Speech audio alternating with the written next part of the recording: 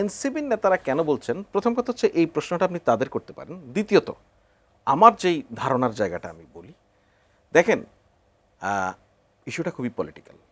আমি যদি পলিটিক্স করতাম তাহলে সেলিম ভাই যদি গিয়ে সেলিম ভাইয়ের সঙ্গে যদি একজন উপদেষ্টা বসতো, আমার সঙ্গে না বসতো, তাইলে আমি কিন্তু এটাকে ইস্যু করতাম যে সেলিম ভাইয়ের সঙ্গে বসে একটা দফা রফা করে ফেলছে।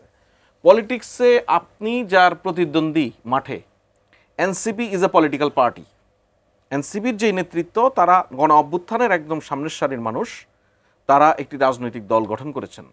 তার মানে কি, রাজনৈতিক দল গঠন করার পরে কি ওনারা কি গণ অভ্যুত্থানের সেই অবস্থা নিয়ে তো বসে থাকবেন না? ওনারা তো এখানকার এক্সিস্টিং পলিটিক্যাল যে কালচার, তার মধ্য থেকে তাকে ভাঙা গড়া, তার মধ্যে মানুষের সঙ্গে ইনভলভ হওয়া, আলোচনায় থাকা, এই সমস্ত জায়গায় যাবেন।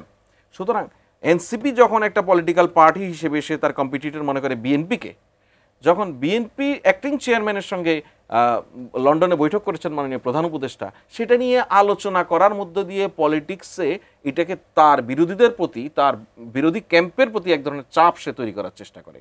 অপরদিকে প্রধান উপদেষ্টাকে অ্যাকিউজ করা বা অন্তর্বর্তী সরকারকে অ্যাকিউজ করা, কেন করবে না? তার এটা প্রধান উপদেষ্টা কিন্তু জামাত ইসলামীর যিনি প্রধান, ওনার সঙ্গে বৈঠক করেছেন। প্রধান উপদেষ্টা এনসিপির যিনি প্রধান, ওনার সঙ্গে বৈঠক করেছেন। অন্যান্য পলিটিক্যাল পার্টিগুলির প্রধানদের সঙ্গেও বৈঠক করেছেন। প্রধান উপদেষ্টা তার অন্য একটি ইভেন্টে যখন, খেয়াল করুন, লন্ডনে অবস্থান করছেন, সেই সময় বাংলাদেশের সবচেয়ে বড় রাজনৈতিক দল, বাংলাদেশে আপনি যদি, আমি বলি আপনাকে, বাংলাদেশে আপনি রাজনৈতিক জুলুমের সবচেয়ে বড় শিকার ব্যক্তি যদি একজনকে বলতে হয়, বের করে নিয়ে আসেন, সেটা তারেক রহমান।